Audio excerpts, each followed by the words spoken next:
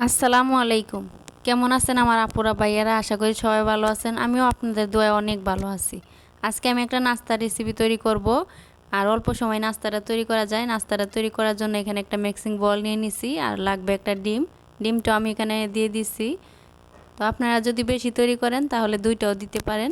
তো আমি একটা দিয়ে দিলাম, এখানে হাফ কাপ চিনি দিয়ে দিলাম, স্বাদ মতো লবণ দিয়ে দিব।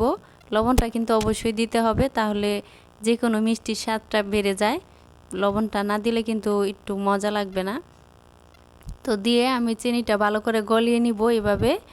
তো অবশ্যই চিনিটা গলিয়ে নেবেন, তাহলে অনেক ভালো হবে। তো এই দেখুন চিনিটা কিন্তু গলে গেছে এক পর্যায়ে। তারপরে এখন আমি যা যা লাগবে দিয়ে দিব।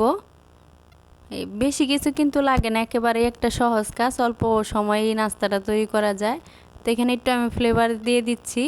আপনারা চাইলে বাদ দিতে পারেন, কোনো সমস্যা নেই, কিন্তু ফ্লেভারটা দিলে অনেকটা মানে কেকের একটা স্মেল আসে, খেতে খুবই ভালো লাগে। তো এখানে আমি 1 কাপ সুজি নিয়ে নিছি। সুজিটা এখন দিয়ে দিব। আর আপনারা যদি গুঁড়া দুধ থাকে তাহলে গুঁড়া দুধও এখানে দিতে পারেন। তো আমি কিন্তু গুঁড়া দুধও ব্যবহার করিনি। তারপরও খেতে কিন্তু অনেক ভালো লাগছিল, খুবই মজাদার এই নাস্তাটা। তো আমি এখানে হালকা একটু লিকুইড মিল্ক দিয়ে দিচ্ছি। আপনারা চাইলে গুঁড়া দুধও ব্যবহার করতে পারেন, আবার নাও দিতে পারেন, এটা আপনাদের ইচ্ছার উপরে ডিপেন্ড করবে। তো এই যে দেখুন আমি এইভাবে কিন্তু 20 মিনিট রেখে দিব। তো তারপরে 20 মিনিট পরে চলে আসছি, দেখুন ডোটা কিন্তু একটু সফট হয়ে গেছে আর একটু শক্ত শক্ত ভাব হয়ে গেছে। এই জন্যেই কিছু সময় রেখে দিলে আপনার হলো সুজিটা ফুলে একদম দ্বিগুণ হয়ে যাবে, খুব ভালো হবে। তো এই পাশে কিন্তু আমি তেলটা চুলায় বসিয়ে দিছিলাম, তেলটাও কিন্তু গরম হয়ে গেছে। এখন আমি একটু একটু করে দিয়ে দিব। আর হাতের মধ্যে কিন্তু একটু তেল লাগিয়ে নিছি, লাগিয়ে এইভাবে যে একটা শেপ করে নিব। আর এটা কিন্তু কখনোই হাত দিয়ে চেপে চেপে এক জায়গায় রেখে দিবেন না, এভাবে হাত দিয়ে সঙ্গে সঙ্গে দিয়ে দিতে হবে। আর এভাবে আমি সবগুলো দিয়ে দিব বিস্কিটের মতো করে।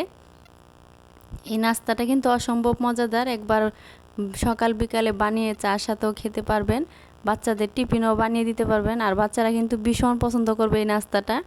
অবশ্যই তৈরি করে একবার দেখবেন, খুবই ভালো লাগবে আর খেতেও কিন্তু অসম্ভব মজাদার। আর যে আপুরা ভাইয়ারা যেখান থেকে আমার ভিডিওটি দেখছেন, প্লিজ আমার চ্যানেলটা একটা সাবস্ক্রাইব করবেন, একটা লাইক করে আমার পাশে থাকবেন। আমার ফেসবুক পেজটি অবশ্যই ফলো করে আসবেন। আর যারা অলরেডি ফলো করছেন তাদেরকে অসংখ্য ধন্যবাদ। আর যারা আমার চ্যানেলটি সাবস্ক্রাইব করছেন তাদেরকে অসংখ্য ধন্যবাদ। তো যদি ভালো লাগে অবশ্যই অবশ্যই কমেন্টস করে জানাবেন। আর এই দেখুন ফুলে গেছে কিন্তু কতটা, মানে দেখতেই পারতেছেন যে কতটা সুন্দর একদম ফুলে গেছে এক সাইডে। আর চুলার আঁচটা কিন্তু অবশ্যই মিডিয়ামে রেখে তারপরে ভেজে নেবেন, তাহলে দেখবেন যে সবগুলোই অনেক সুন্দর ফুলে উঠছে আর একদম সুন্দর একটা কালার এসে গেছে। তো এই দেখুন এভাবেই কিন্তু আমি সবগুলো ভেজে নিলাম। তো ভাজাটা কিন্তু হয়ে গেছে, আমি এখন উঠিয়ে নিব। এই যে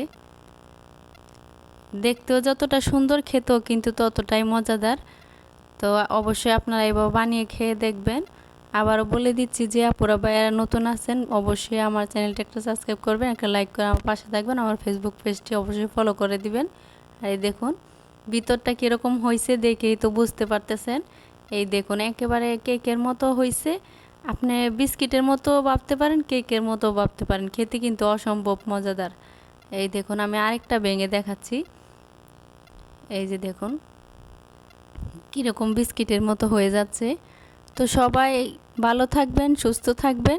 আজকে এই পর্যন্তই, পরবর্তী ভিডিওর আমন্ত্রণ রইল। আল্লাহ হাফেজ।